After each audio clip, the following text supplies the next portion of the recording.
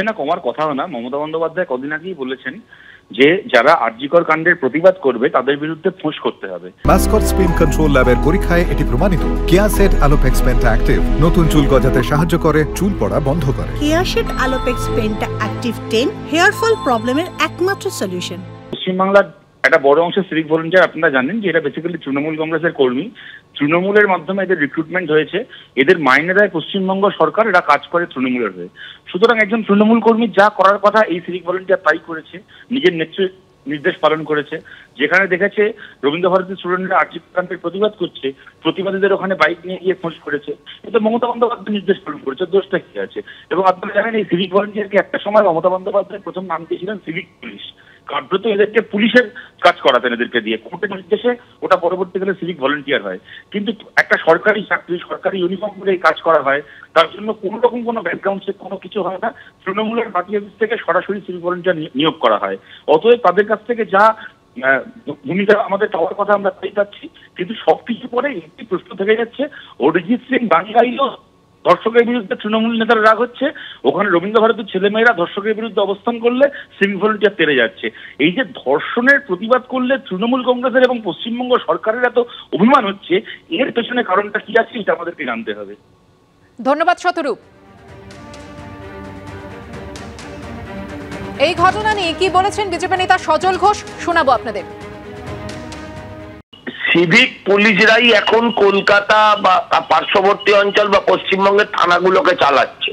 থানাগুলোকে এখন আর পুলিশ চালায় না, মানে যারা রেগুলার পুলিশ তারা চালায় না, চালায় সিভিক ভলেন্টিয়ার। আর সিভিক অ্যাপয়েন্টমেন্ট কিভাবে হয়?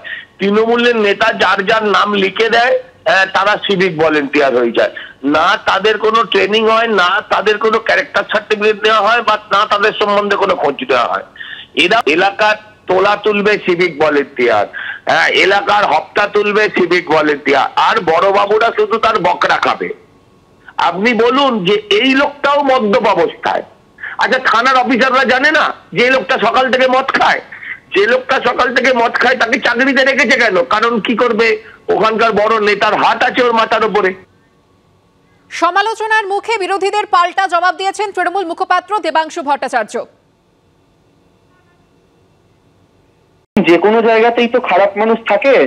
এখন মানে আমার কথা হচ্ছে, আমাদের প্রতিবেশী রাজ্যে যখন একজন ডাক্তারের বিরুদ্ধে ধর্ষণের অভিযোগ ওঠে, তুই নাচছে, তার জন্য তো আমরা গোটা ডাক্তার সোসাইটিকে দায়ী করতে পারি না। একজন ড্রাইভার যখন কাউকে ধাক্কা দিয়ে চলে যান, তখন সেই ড্রাইভারের জন্য তো আমরা গোটা ড্রাইভার ফ্যাটার্নিটিকে দোষ দিতে পারি না।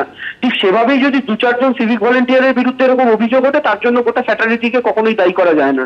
এই সিভিক ভলেন্টিয়ারের বিরুদ্ধে যখন অভিযোগ উঠেছে, এই সিভিক ভলেন্টিয়ার এরকম কাণ্ড করেছেন, এই সিভিক ভলেন্টিয়ার কিন্তু অ্যারেস্ট হয়েছে। এই খবর প্রকাশ্যে আসার আগেই এই সিভিক ভলেন্টিয়ার গ্রেফতার হয়েছে এবং একে কাজ থেকে বাদ দেওয়া হয়েছে। ফলে স্বাভাবিকভাবেই সরকার কিন্তু সরকারের তরফ থেকে যা অ্যাকশন নেওয়ার, একটা ঘটনা সামনে আসার পর যেটুকু হওয়ার দরকার, কারণ কেউ তো জ্যোতিষ নয়, কেউ তো টিয়া পাখি নিয়ে বসে নেই যে কে কবে কোন কাণ্ড ঘটাবেন সেটা সরকার আগে থেকে জানতে পারবে। ফলে কেউ যদি কোনো কাণ্ড ঘটান, তার এগেইনস্টে অ্যাকশন হচ্ছে কিনা, এটাই হচ্ছে সবচেয়ে বড় কথা। পশ্চিমবঙ্গ ছাত্র সমাজের আহ্বায়ক সায়ন লাহিড়ীকে জেল থেকে মুক্তির নির্দেশ দিয়েছেন কলকাতা হাইকোর্টের বিচারপতি অমৃতা সিনহা। আজ দুপুর 2টোর মধ্যে তাকে জেল থেকে মুক্ত করতে হবে। গতকাল এই মামলার শুনানিতে রাজ্য সরকারকে একাধিক প্রশ্নবাণে বিদ্ধ করে কলকাতা হাইকোর্ট।